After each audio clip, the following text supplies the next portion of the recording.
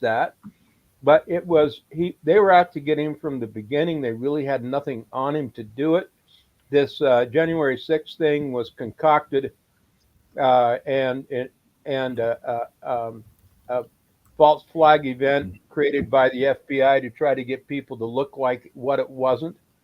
The only person that was killed during the event was a woman that was shot by a member of the security staff in the in the in the facility, and so she was murdered. I mean, he didn't need to kill her. There's no, she wasn't armed. She wasn't going to do anything.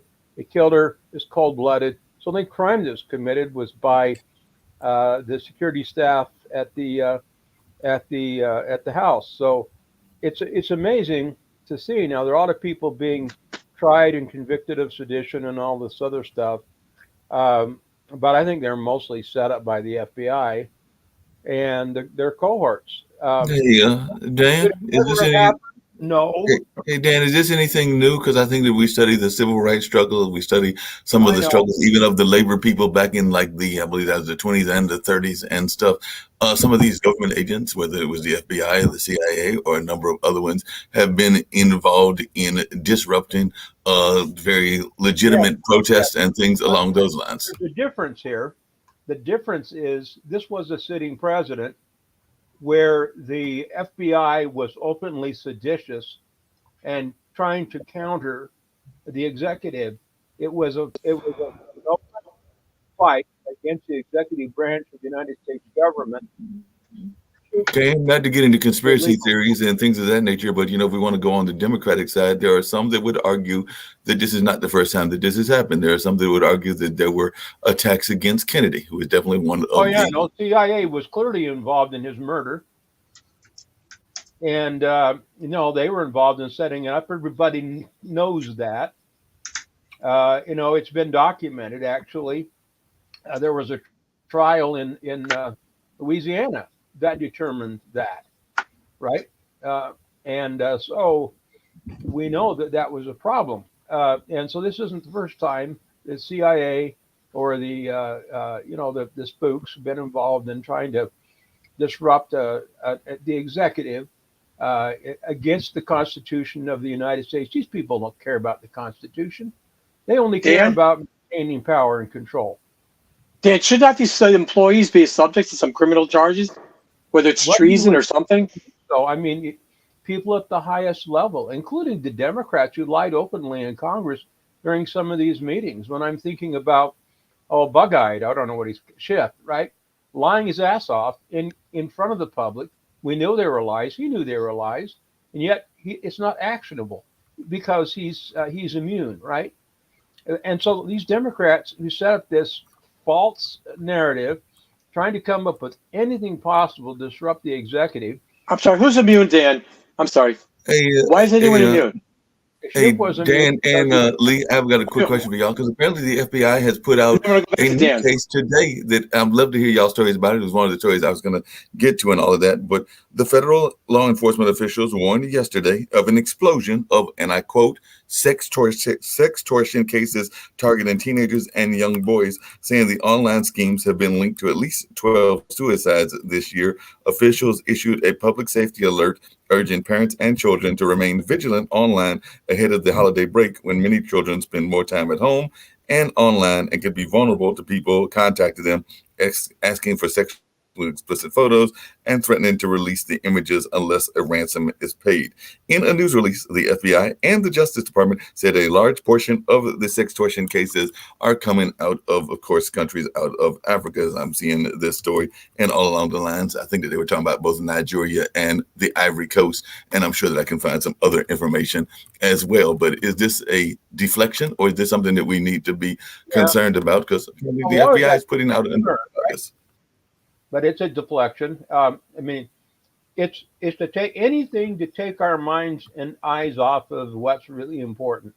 Anything to distract us, anything to divide us, anything to use to keep the American people from focusing on the prize.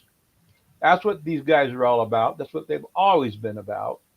And Yes. it's about time the American people uh, uh, got together and did what some of the things that Dave Walker is suggesting to take the power out of these idiots who have been abusing it and been making money on it, enriching themselves. Okay, so Donald Trump is one of the only presidents never took a salary, right? He's one of the only pres. He's only well, only one. Of, he's only one of the only president I know that has actually gotten less rich after he left the White House. Why? Because everybody's attacking him still, trying to destroy his business, attacking him personally, trying to destroy his business. All the things that he's done over the years have been done over the years. They have nothing to do. So it is what it is, right? But they're using to attack him personally for political reasons to prevent him from running for president of the United States again. It's a political act to attack him at this point because he's already announced his candidacy for the president of the United States. Do I want him to get elected? No, I don't. But I do not appreciate the tactics that are being used by these people who have conducted seditious activities for the 4 years of his term and continue to undermine the system of government by their actions now. It's just wrong. Yes, I think it really is. Anyway, let's go to the next. Oh, Sasha, start, please. And as we move into our year in review, I want Sasha to kind of give us a synopsis of Russia and Ukraine and what we can learn from what happened this year going into next year. But Sasha, you're at a point, and if you could address that for our audience today. I will shortly. First, let's finish with this business of what's happened yesterday with January 6th committee.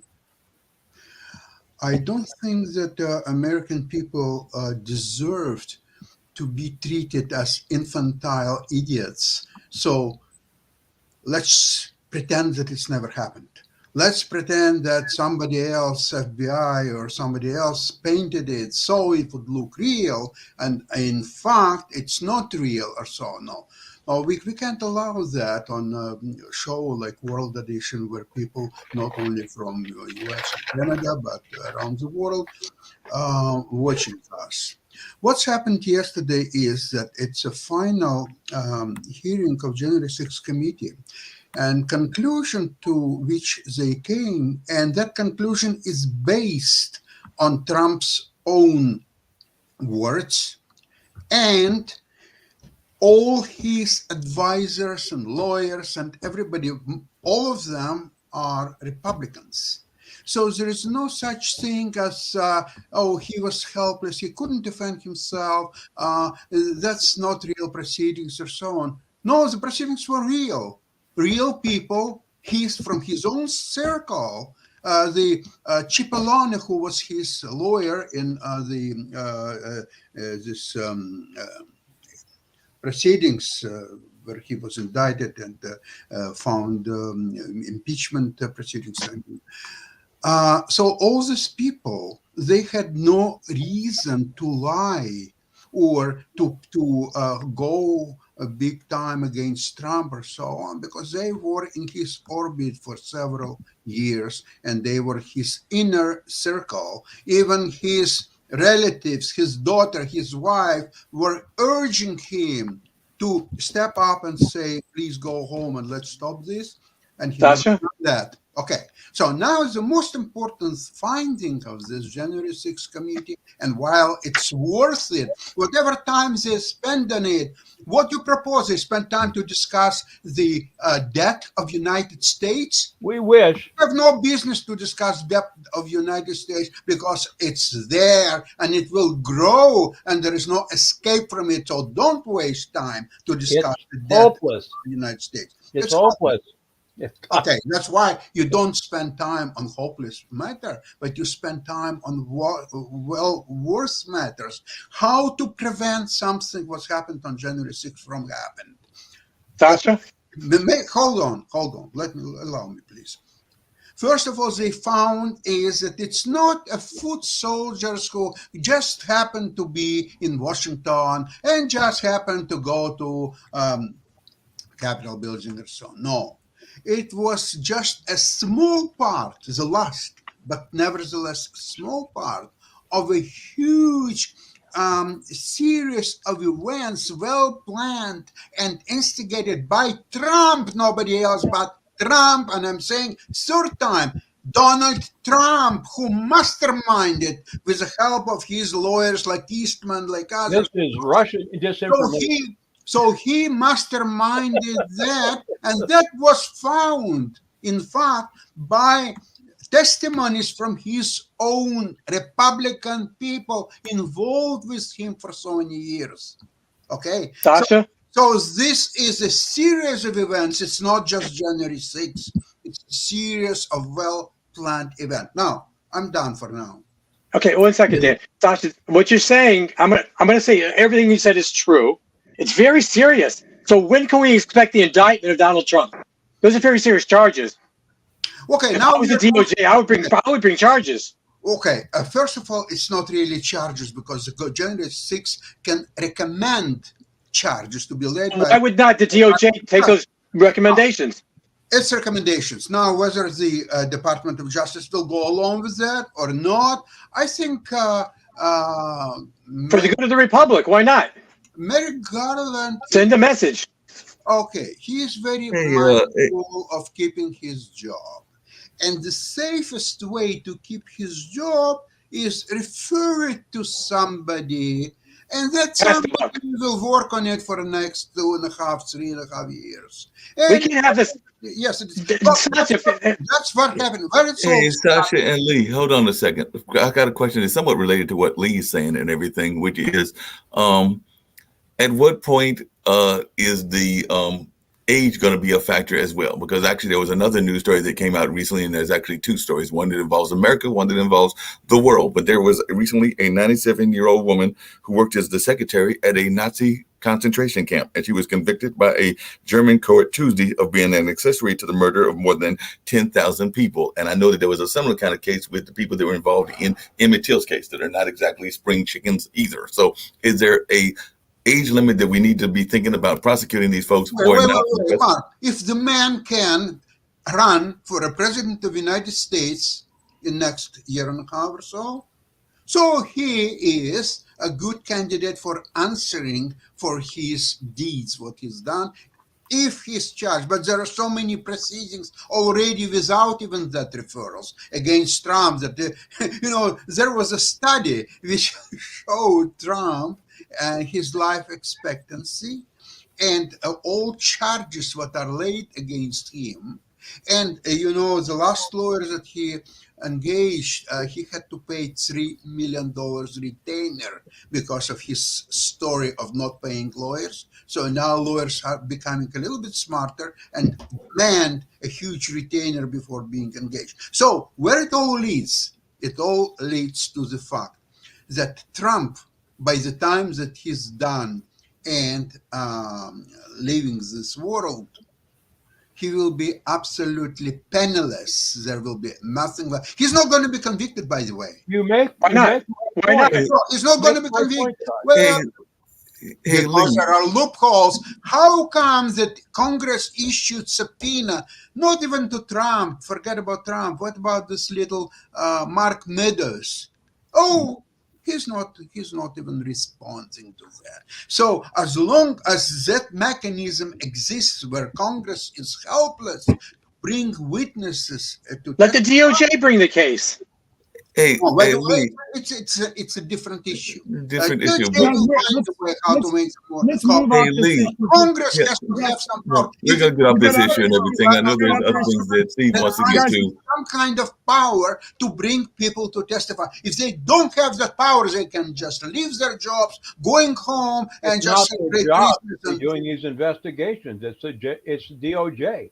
That's why DOJ's job and everything. And Dan, I think we want to get to some other issues, but just really quickly, Lee, I don't know if you got a chance to answer, but is there an age that we need to stop prosecuting people? Because apparently in that trial of its kind, Irmgard Fuchsner, who is dubbed the Secretary of Evil by the German media, was handed a 2-year suspended sentence. I mean, by the time she's finishing that sentence, she'll be like 99 or 100. I know there was that same case about the woman that was accused of being the reason that Emmett Till was killed back in, I believe that was the 50s and everything. But what is your thoughts? Is there like a age limit, or can we prosecute people well when they're in their 99s, hundreds, or whatever, if the charges As are long as they're breathing, I think it's a dangerous slope if you start cutting off based on an age. Because if you do that, then once people start reaching an age, they have carte blanche to do whatever they want.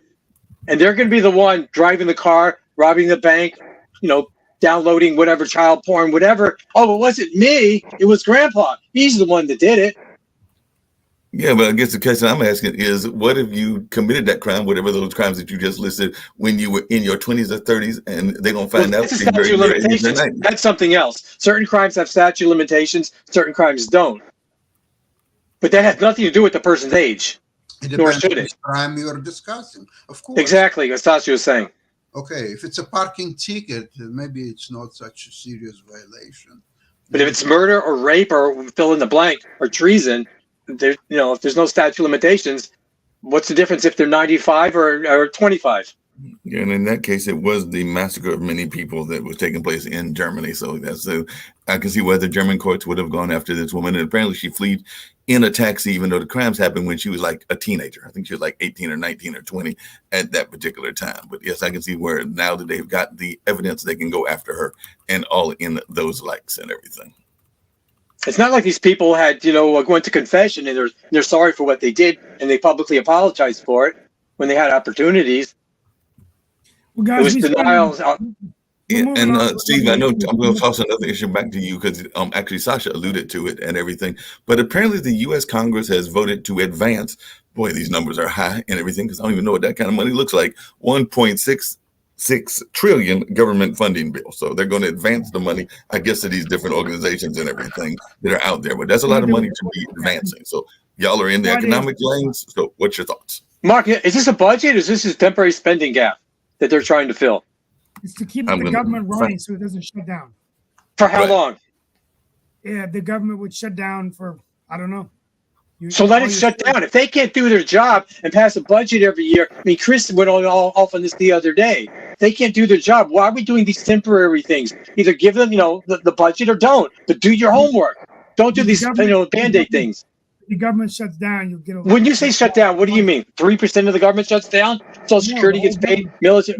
How? Really? All your services, everything done. And do congressmen get paid? No. None. Their staff don't get paid. Post office shuts down. Military just goes home. Not the military, but everything else. I'm not sure that that's true. I think the vast majority of services still get. But anyway, to be exact, they said Democrats and the Republicans in the U.S. Congress are moving forward with a 1.66 trillion government funding bill, scrambling to pass the measure, which includes record military spending before temporary funding runs out. Please don't use the word scrambling. They're not scrambling. They've known for a year that the budget has a due date. It's not scrambling. When you don't study all semester and you pull an all-nighter before the final, you are irresponsible. You should have been studying all semester. These people are professionals. They know what they're doing. And they're doing this on purpose.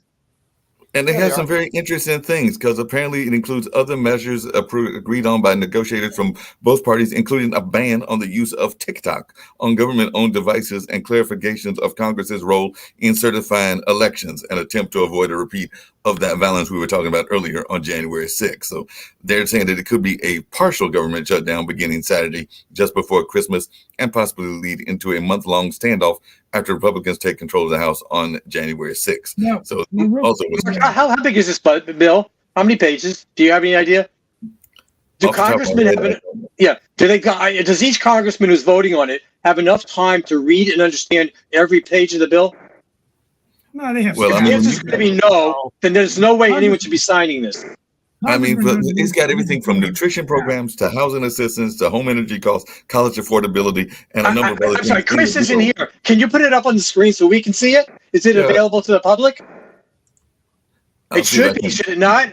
There are representatives, and we should be able to see what's in a bill before they vote on it, should we not? Well, I mean, we should, but I mean, some of these things sound logical. I mean, Sasha's going to love one of them, included in the bill is $44.9 billion in emergency assistance to Ukraine and NATO allies, and $40.6 billion to assist the communities across the United States recovering from natural disasters and other matters. As a matter of fact, Northern California is going to get one because that was one of the other news stories. I think earlier today, they just came back from a $6.4 magnitude earthquake. So I imagine that they're going to get some of that money now that they've had that strike Northern California earlier today and everything. So I imagine that they're going to be asking for some of that money as well there in Northern Cal. So that's a whole lot of money that'll be out there. If you add those two just alone that I just mentioned, that's 44.9 and 40, that's like 85.5 billion just in those things. For those of us who are all homeowners, when we buy a house, we have to get insurance, do we not? For whether it's flood, whether it's fire, what have you. Why is the federal government getting involved with this? Why don't these states each have like flood insurance or earthquake insurance? Am I wrong? What am I missing? Yeah, I mean, I'm trying to figure it out as well. By the way, they said other provisions range from additional funding for the U.S. Capitol Police to a measure supported by Maine's delegation. So this is strictly for Maine that delays new regulations aimed at protecting the endangered right whale of victory for lobstermen in the state of Maine. So apparently the Maine congressman wants something for those folks that are hunting the whales. And this isn't an emergency spending bill? Oh yeah. Pork. No, this is criminal. Am I wrong? There should be no pork in here if it's an emergency. Yeah, you're It right. should be only things that are necessary and essential for the government to function. They shouldn't have anything in there about changing how Congress handles the elections and emergency spending bill. Not a nickel.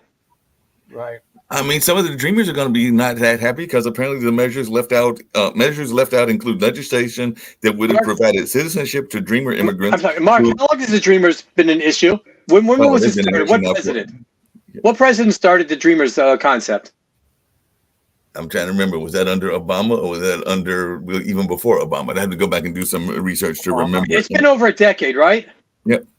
And plenty of time for Congress to legalize the Dreamers from both parties. Yeah, well, approved yeah, by you would think so, but apparently, just to give another issue that was mentioned as well as one that one of our fellow people on our network is very much involved in, which is the whole thing around cannabis. But criminal justice reform advocates also came away largely empty-handed after a compromise measure that would have dramatically lessened the sentence disparity between crack cocaine and powdered cocaine collapsed, and the cannabis industry also suffered a defeat after a closely watched measure that would shored up banking regulations for legal marijuana companies was excluded. So, there's a lot of push for legal marijuana, and apparently if you want to do that and get the regulations, not so much. So they didn't put that in that, even though it's my understanding that those are popular agendas out there in terms of legalization. It's not something that I deal with, but I do have friends that are in that space, including some that might be in those industries. So they're not going to be the happiest campus in the world.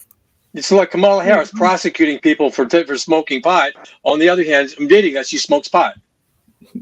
Hey, real quickly, so let's change topics real quick. So we got the government spending bill. Sasha, we let's spend the rest of the few minutes. We only have 15 minutes left. Just doing a quick year in review before I close out the show.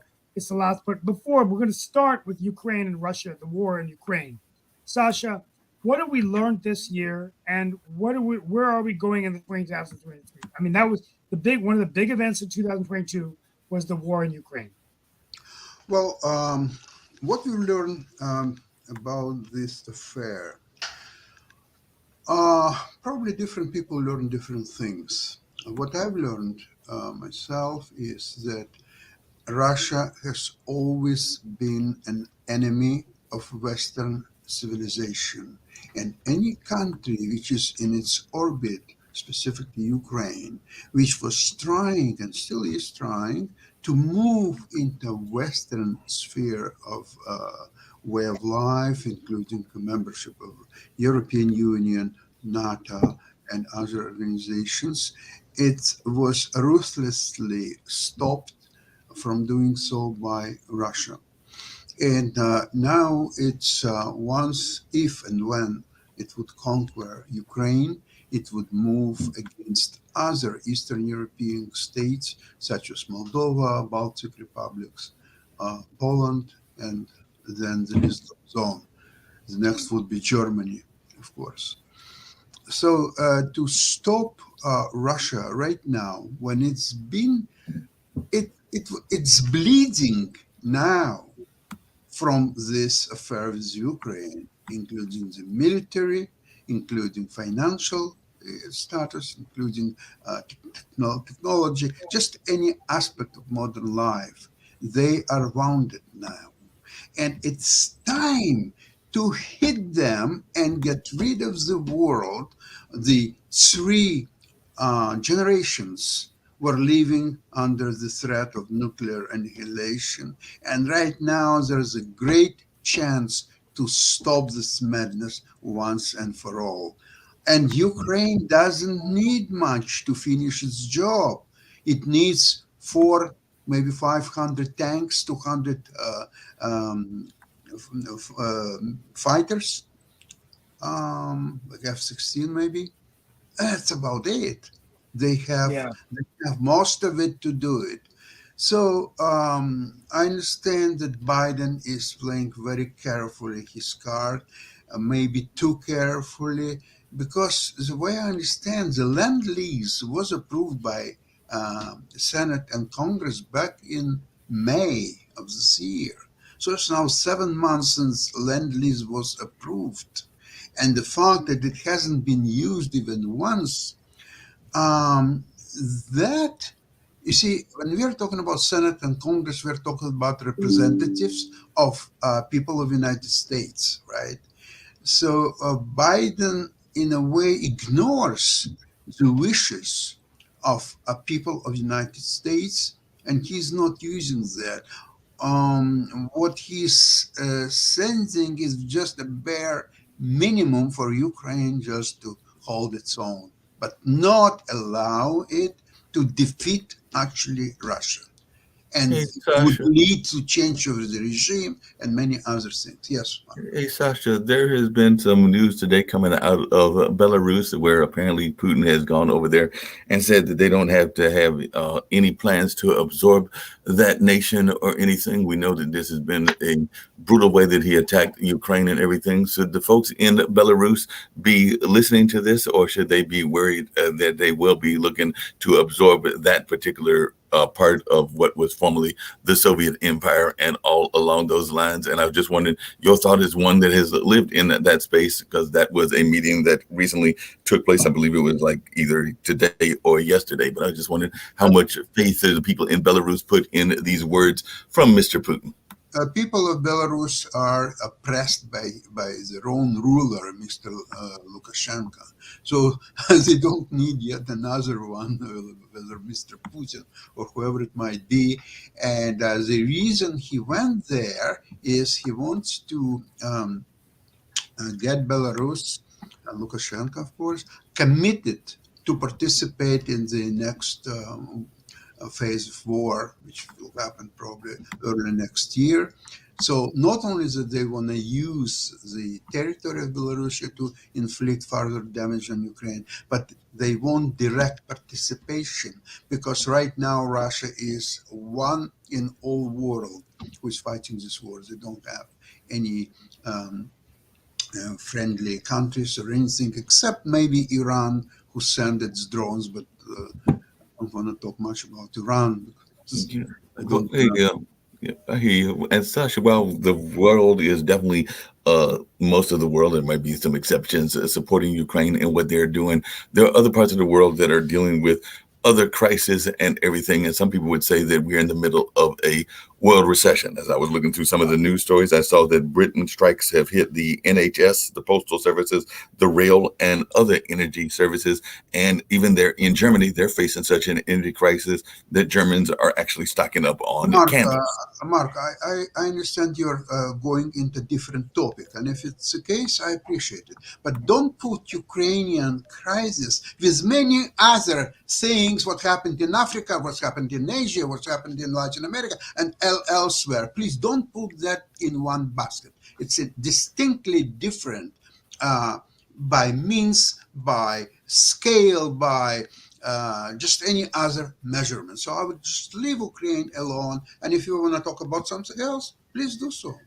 Like I Well, said, anyway, listen, we've got 5 minutes left, so let's. Yeah, let's and the just reason go I was through bringing it up is because I think that they can be somewhat related because the countries that are supporting, including Germany, the Ukraine battle, are also dealing with some of their own issues as well. So that's the only point that I was making. And how are they dealing with them? Because we're heading to a world recession in addition to a world But crisis. Mark, if we were on Ukrainian issue, what you just said about Germany and their own some problems, whatever they are, how relevant is to discussion of what's happening in Ukraine? I just don't get that. Sasha, is China silent on the Ukrainian-Russian war? Are they? That's a very interesting issue because China was considered to be a Putin ally and that they would support and they would do certain things.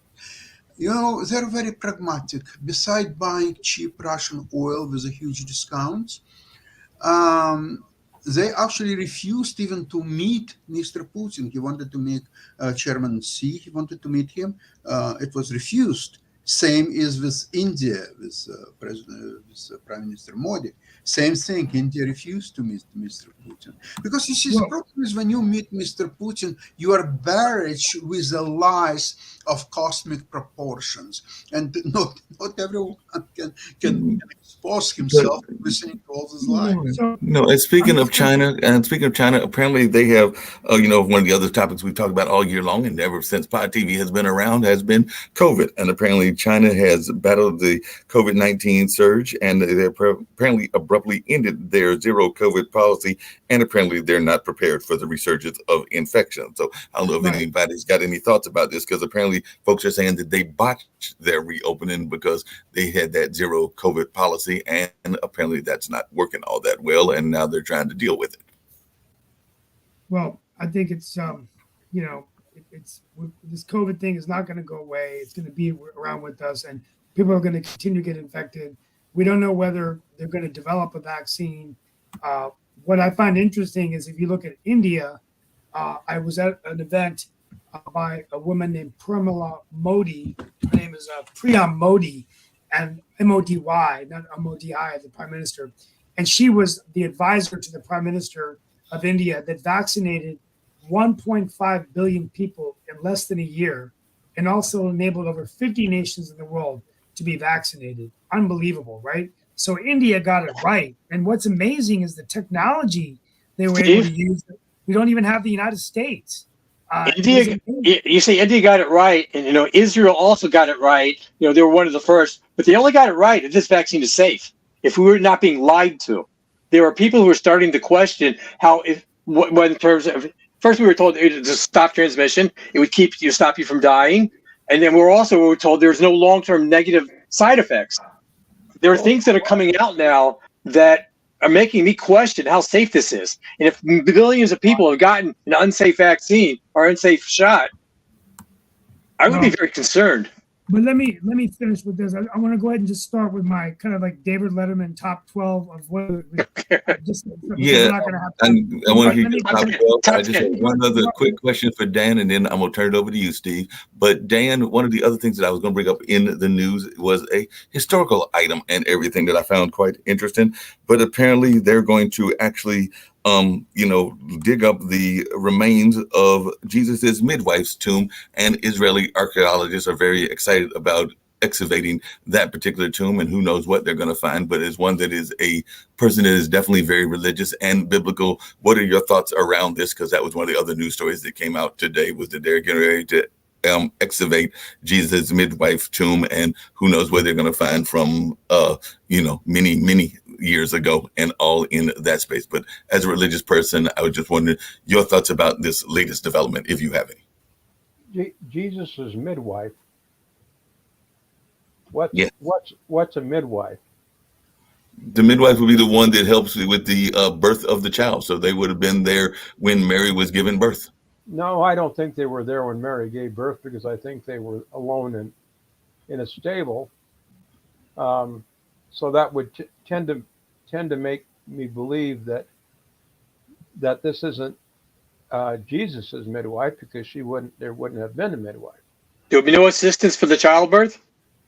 No, it was a natural birth, and it was done in a. I understand that, but they're not mutually exclusive. The natural childbirth. know if they found a midwife at the last minute. My understanding is that Mary went into labor quite quickly, and I don't know if they had a midwife. I guess I'm not a religious scholar enough to know that. So they dig her up. What's the point? Just to make sure she's there, or what? I mean, that That's a does good seem like question. a lot.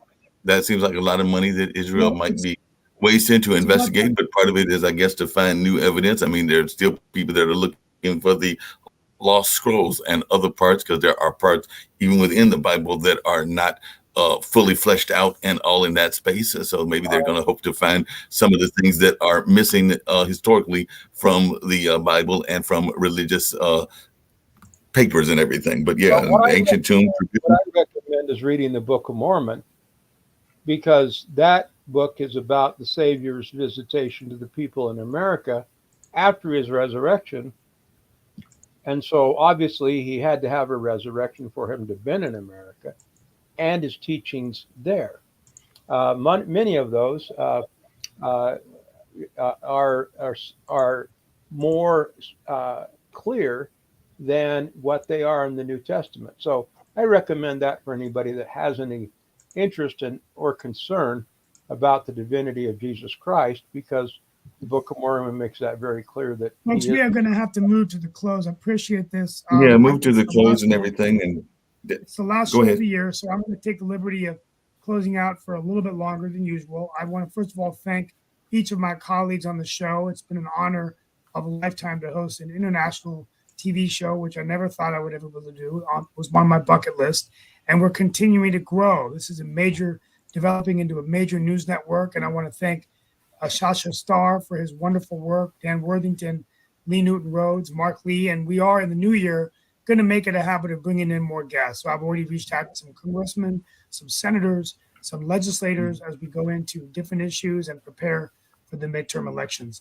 If there was any word to describe this year, it's my favorite word of the year. I often analyze this show as a flight captain in a plane in a cockpit on a turbulent ride.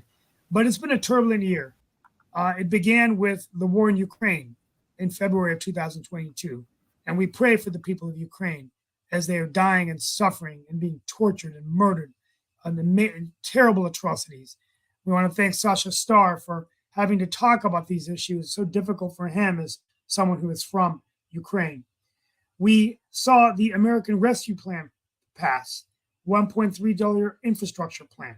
And this followed billions and billions of dollars that was invested by the American, the COVID plans and the COVID crisis plans and the PPP loans. We've lost count, but that was a big achievement for the country, and we are determining that. While we've been doing all of this, we've had rampant inflation, 8.3%. Interest rates have gone up a number of times.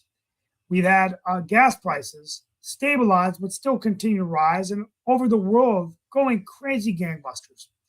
Britain got a new prime minister, the first one of Indian heritage, Rishi Sunak, and the first Hindu to lead Great Britain. Wonder what my great grandfather would have thought as a freedom fighter in India to see that moment. And I could go on and on. There's a lot of things. Roe v. Wade and the Supreme Court. That's definitely on the top list, as Roe v. Wade was overturned. And the Supreme Court now is looking at Moore versus Harper, a case that could change the way federal elections are conducted by states. There's so much more to get in. We'll probably carry on in the new year. Nationalism occurring all over the world. And let's not forget the midterm elections, where Donald Trump's candidates did not win, but he is running for president. And we're looking at whether this will be a rematch against Joe Biden. And of course, the recent indictment and charges that have not been formally made against President Trump, but the United States Congress doing that, saying that they will charge him. And of course, saying goodbye to Nancy Pelosi, welcome Hakeem Jeffries, and will we have a new Speaker of the House, Kevin McCarthy. Now, finally, Naomi Judd, Sidney Poitier, Bob Saget, Leslie Jordan, Coolio, and Hash, and many others passed away. And of course, Nick Bollettieri, the tennis legend who we talked about a few days ago, a man that I actually came to know working in Cary, North Carolina. So much more to talk about, but it's been a turbulent year. And wherever you are in the world, we wish you safety and peace and harmony. My closing thought of today is I recently gave a speech called Unplugged. And I talked about how it's so often hard to stay in touch with our technology. How many times we get a message about our computer needing an update, whether you use Microsoft Windows and you're in the middle of something, you don't want to stop your work. Or how many times our phone automatically says operating system needs to be upgraded and you don't feel like shutting down your phone for an hour and a half or maybe an hour. Well, the thing I want to emphasize as I close out this message is that the greatest operating systems in the world are ones that live in our heart. We can control our destinies. The human brain and the human heart are the true computers. And the best operating systems, in my opinion, are empathy, humility, forgiveness, civility, respect. Perhaps it's time for us to restart and reboot ourselves so we can treat each other a little bit kinder. That's my only challenge to you on World Edition. If you see someone that needs help, help them. If you want to help a neighbor, go ahead and help them. Think about someone suffering, someone going through pain, whether they've lost a loved one or they're suffering from an illness now, and do what you can to lift that love in your heart and help another one. Christmas is a great time. I want to wish all the Jewish people a happy Hanukkah, but to all the Christians in the world, we wish you a joyful and Merry Christmas. Jesus Christ did believe in redemption and forgiveness, and I think it's very important that we honor that principle today, no matter what God you believe in. Forgiveness and empathy and the light and love of our hearts are the only things in our life that truly matter. And maybe it's time to unplug and reconnect, not with our devices, but with each other. From our family to yours, this is Steve Rouse signing off on my last message of December 2022. I will see each of you in a new year. May the light and love of our hearts always lift us out of the darkness. God bless each of you. Thank you all so much. See you in the new year.